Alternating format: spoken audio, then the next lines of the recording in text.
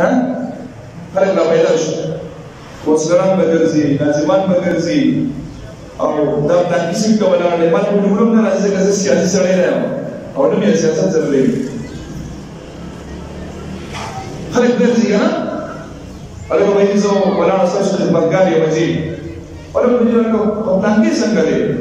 څوک یې یارستان راځه دا په دغه چې د بنګالو په بچي یو خبرې ما ته پته نه و ولې دوست چتراله دا د هغه وخت په پته نه لګي دا کوم وخت چې زمان درو بچي او نن د خپل ورته باندې ته باندې راځي زمان ور باندې راځي وای او پلان کې راځي هغه مې دې ته مخکې راغلیو دې ته مخکې راغلیو یره هغه پلان کې څو ګړې خدمت کړو دا هغه خبرې چې تاسو هغه ما ته دومره تکلیفونه تیر شي او دومره سختې مې تېرې شوې او د غربت او د فقر له وجې نه چې د هغه څوک مدد کوونکي نو هغه د دنیا نه لرې وفات شوی الله جوړ دغه د هغه په هغه تکلیف کې احساس نه و خو نن دته احساس دی ځکه چې دوی ووټ له راغلی ووټ اخلي او موږ هم دې سادهګان یو په دغه په دې پیسو بستو خبرو د دوی په دې فقیرونو باندې هغه ځینې خلک په ډېره ښکلې خبره کوي وایي لکه په دې مخکې ژوند کې د موبایل ایمیک دی په دې مخکې ژوند کې د موبایل ایمیک دی ځکه چې کورسلران راوتلي دي او جوختې غاړې ولګوي بس دا موبایل دې زما تېرېږي اول به دې نه پېژنې نه به دې پېژنې نه به سلام کوي خو اوس دې غریب سړي نه ورځي سلام هم کوي او ورور هغه خاطر هم کوي ښېګړه هم کوي هر څه کوي ځکه چې د ووټ وخت راغلی نو ټیک ده ته ووټ واخله موږ تعالی ور درکو لیکن کم از کم ته بیا خو هغه سړیتوب هم وکړه کنه هغه حق هم ادا کړه کنه ته د دې پردی پیسې مالک نه جوړ شوی ته موږ صرف د دې لپاره کړی چې دا کم پټ راشي نو دا په انسان باندې ولګوه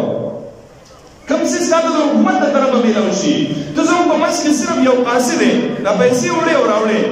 موږ د دې لپاره منتخب کړی دا ستا پیسې نه ده دا ستا پیسې نه ده دا د حکومت پیسې ده او حکومت څه دی زه حکومت یم دا حکومت دی دا حکومت دی دا موږ چې کوم دا موږ حکومت دی دا پیسې دي موږ ولا غلط نوم ورکړی موږ وایو دا د حکومت څه دی دا حکومت نه دا پبلک څه دی چې دا عوام نه حکومت هم دی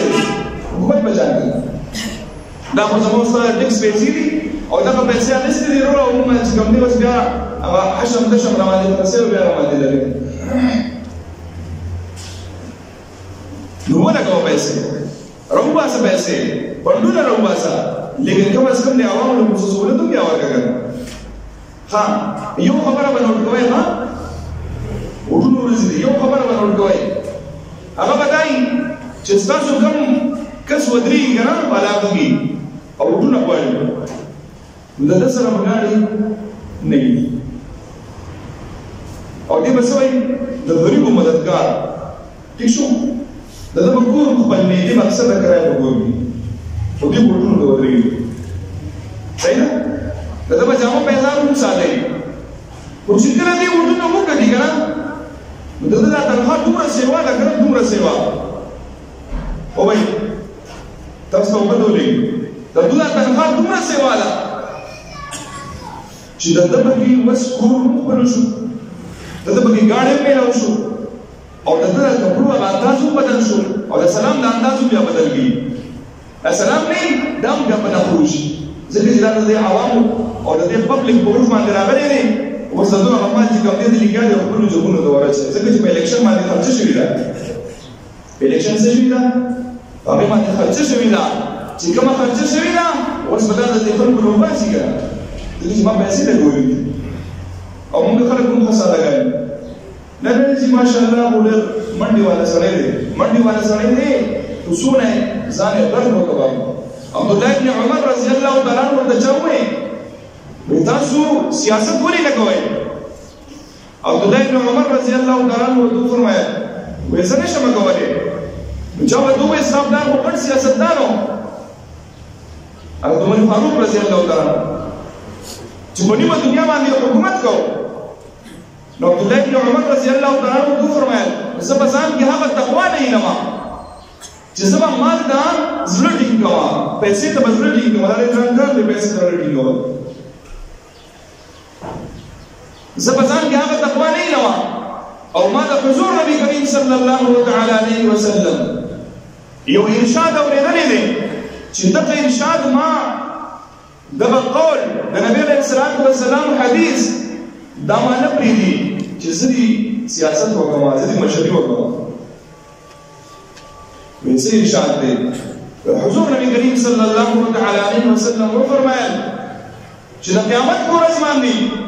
د هغه سړي چې چاته مشورې میلاو شوې ده د ده حساب به الله رب العزت داسې کوي چې دې به د فرشتو د جهنم د نیم ځوړند کړي او ده ته به وایي چې بس ته د هغې عقدې حساب راکړه کومه عقده چې تا ته میلاو شوې وه د هغې حساب راکړه نو موږ حساب ورکوو څومره ګران کار دی ته به د کمې کمې پیسې حساب ورکړې نمړه په الیکشن خرچه شوي که مسلمانه جبړه کوه جبړه کوه عمر بن عبدالعزیز رحمت الله علیه په دریو بریاعظمو باندې د هغه حکومت و نو عمر بن عبدالعزیز رحمت الله علیه ته حکمران دی امیر المؤمنین دی کور ته تشریف راوړ حکومت خلک نه راسېږي سیاست ورکړه خو داسې وکړه د غریب حق مه وه د عوامو حق مه وه څه وکړې وکړې څومره به یې ډېروي د قیامت په ورځ باندې د دې یوې پیسې حساب به الله ته ورکړي دا یوه لاره پخه کړه یوه لاره دې پخه کړه او په دغه لاره باندې لږې په دغه لاره باندې پیسې لږې 10 لکه او دا راغلې صرف 50 لکه اوس دا بقایا 4 لک روپۍ څه شوې زه دې به الله رب العزت ته حساب ورکړي چې په کوم ځای کې لګوي او دې حق دی وایه عمر بن عبدالعزیز رحمت الله علیه کور ته تشریف راوړ بیبي ورته وایي او دا یې هغه بیبي ده چې د وسه پورې د دې د سټیټس د دې د مقابلې زنانه دنیا ته لا نه ده راغلې په اوو نسبتونو باندې دا زنانه شهزادګۍ وه شهزادګۍ په اوو نسبتونو نیکه یې هم بادشاه پلار یې هم بادشاه ترګان یې هم بادشاه روریان یې هم بادشاه خاوند یې هم بادشاه اوو نسبتونو بادشاه ده او کور ته عمر بن عبدالعزیز رحمت الله علیه تشریف راوړو عمر بن عبدالعزیز رحمت الله علیه ته دا بیبي وایي فاطمه نوم یې دی او خپل خاوند ته وایي وایي ستا چې دا کوم بچي دی نو د ده د اختر به جامې نشته او وایي د فنکشن نه د یو پروګرام بل پروګرام نه په یو ختم کې مې دا اغوستی دی بل ختم نه نشم اغوستی ما د ځان بجې ښکاري نه نه نه د اختر جامې نشته نو دې ورته وایي زما خو دومره تنخوا نه ده په دریو بریاعظمو باندې حکومت دی او څه وایي ورته وایي زما سره دومره پیسې نشته چې د بچو نه کړي 12 بچي ورته پرېولم چې 12 زه جامې والم نو دا ښځه یې ورته وایي وایي زه هم تا ته دا نه یم چې ته پرې حرام یې ولګوه خو داسې وکړه چې ستا کومه تنخوا ده نو دا تنخوا ایډوانس راواله این په شروع کې راواله چې بله میاشت کې به بیا خیر ماله مه راکوئ تنخوا خو بس د اختر موقع ده نو ماله ایډوانس راکوئ څوک چې تنخوادار دي پوهېږي دی ورته وایي دا خبره مې درته خوښه شوه ځکه چې په دې کې خو حرام هم څه نشته خو زه به خپله تنخوا ایډوانس راوالم او بله میاشت کې به ګزارو په خیر خو چې د دې وړو دا جامې وشي د اختر عمر بن عبدالعزیز رحمت الله علیه بادشاہ دی امیر المؤمنین دی او راغی خپل خزانچی لا وزیر خزانه لا راغی وی جی یو عرض کوم او چاته وی وزیر خزانه چې بادشاہ ورته وی هغه بهر څه کوي دا ورنه خزانه مو دیږي وزیر خزانه هم داسې عجیبه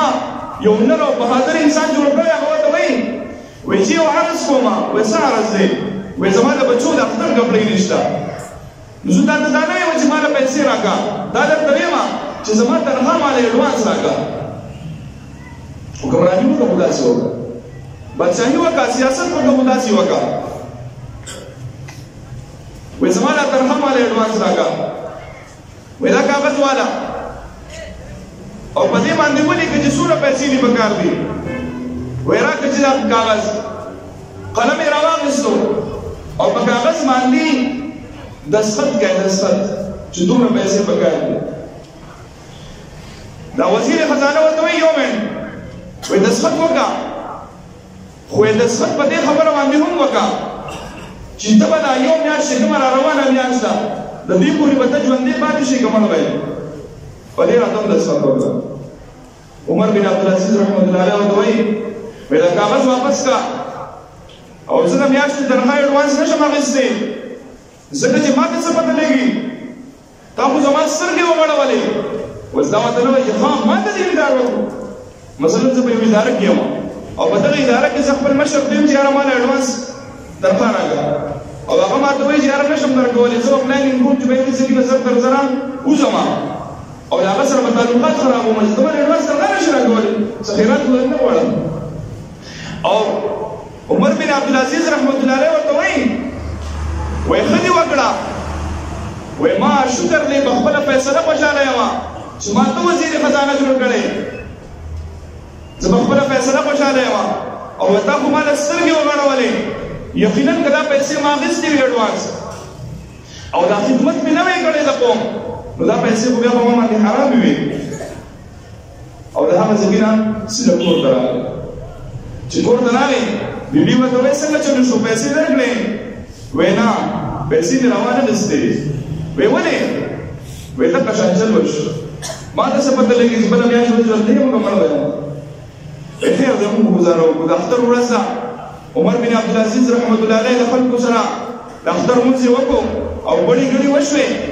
مبارکۍ وشوې او عمر بن عبدالعزیز رحمت الله علیه کور ته تشریف راوړو چې کور ته تشریف راوړو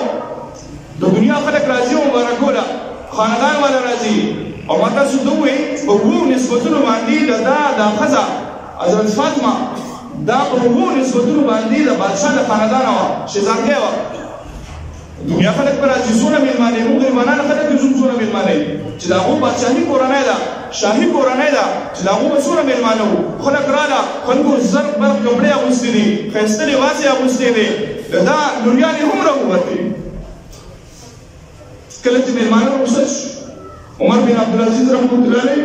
لور څونه خوږوي او د جنکو څونه خواهشات دي چې زما د ښایسته جامې په ډیزاین د جامې عمر بن عبدالعزیز رحمت الله علیه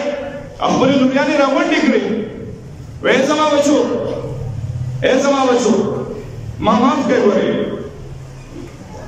ما د قوم پیسې نه شوې راوستې ای زما کونسلره ته خو نن خوشحاله یې که نه ورونو ودرېږي خو تا ته څه پته ده چې ته د اور او د وسپنې د نینو سره څه کوې لوبې کوې راشه سیاست وکړه وډونه وکړه لیکن خپل ځان هم وتله ګورې چې آیا زه خو د اور سکروټې په لاس کې نه رالمه ته خو د خوشحالېږې وس او چغه ده او چغارې وې چې بهی پلانګي زنده‌باد او پلانګي زنده‌باد ستا زنده‌باد به زه ومنمه چې کله بیا پڼ راشي او دی په دې عوامو باندې او په دې غریبانانو باندې حق شان تقسیم کې لکه څنګه چې حق دی نه نه نه نه نه بهی زما د الکشن خرچه شوې ده تا ته ویلې چاو چې په الکشن باندې خرچه وکړه تا ته ویلې چاو چې په زور باندې په پیسو باندې ووټ واخله او تا ته ویلې چاو چې ته کله سیټ اخلې نو لاړ شه د پارټۍ چې کوم مشر دی هغه ته په لکو پیسې کېده او ورته ووایه چې ما له ګورې سیټ راکړه